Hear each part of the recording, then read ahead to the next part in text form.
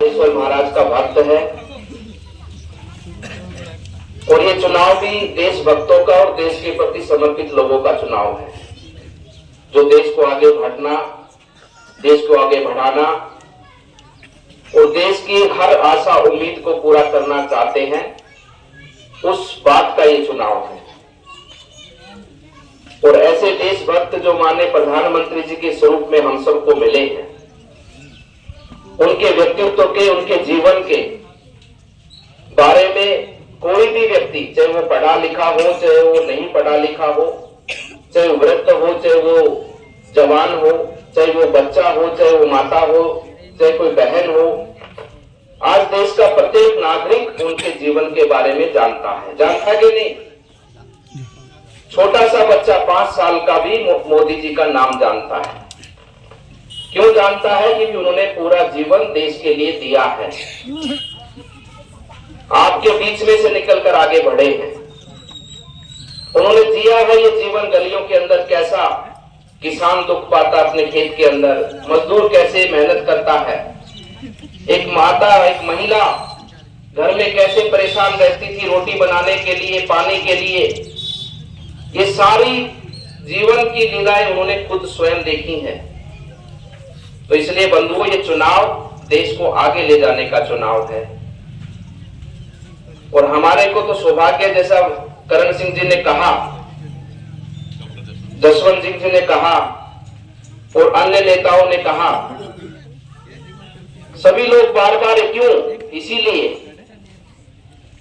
क्योंकि हमारे बहरोड की जो आशा है, हमारा जो सपना है, वह पूरा होने का अवसर आया है। हम सब लोग भी इसी कार्य में लगे हैं, लगातार लगते रहे। हम भी जो छोटा मोटा बड़ा काम, जो भी कुछ अपने अलवर जिले के अंदर पिछले 5 सालों में कर पाए हैं, तो उसमें सबसे बड़ी भूमिका भूपेंद्र यादव जी की है, जो दिल्ली में हमारा हाथ पकड़कर हमको वो काम करवाने के लिए लेके जाते थे। आज अपने बगल से, यहां पर से पनियाला से सीधा बड़ौदा मेघ से सीधा हाईवे निकलने वाला है।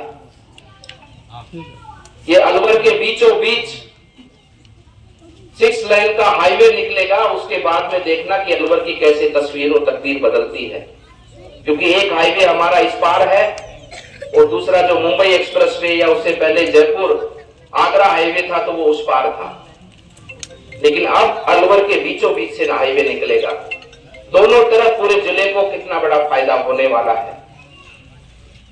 उसी के साथ साथ में जो हमारे यहां पर बहरोड निमराना के अंदर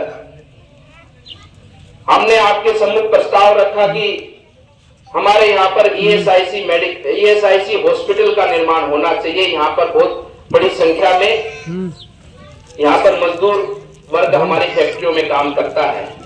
आपने उस बात का संज्ञान लेते हुए हमारे यहाँ पर बहरोड निमराना के अंदर 150 बेड का ईएसआईसी हॉस्पिटल मंजूर कराया है। तो इसलिए बंधुओं, ये चुनाव वास्तव में हमारे सपने पूरे करने का चुनाव है। देखिए, आजादी भी 5-10 साल में नहीं मिली, लंबा इतिहास उसका। लोग लड़ते गए, संघर्ष करते गए, मरते गए, तब जाकर 1947 में आजादी मिली है।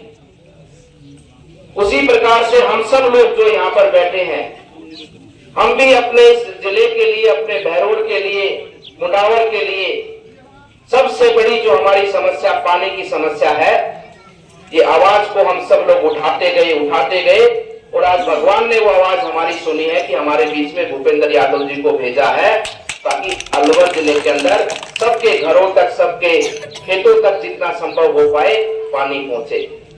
जल जीवन का काम तो गांव में हुआ कि नहीं हुआ? अरे जब मैं पिछली बार आया था, जब तो काम चाल रहा था, पानी ना आयो ना, बोरिंग, अरे पाइपलाइन तो बिछ गई ना, कुछ भी ना हो।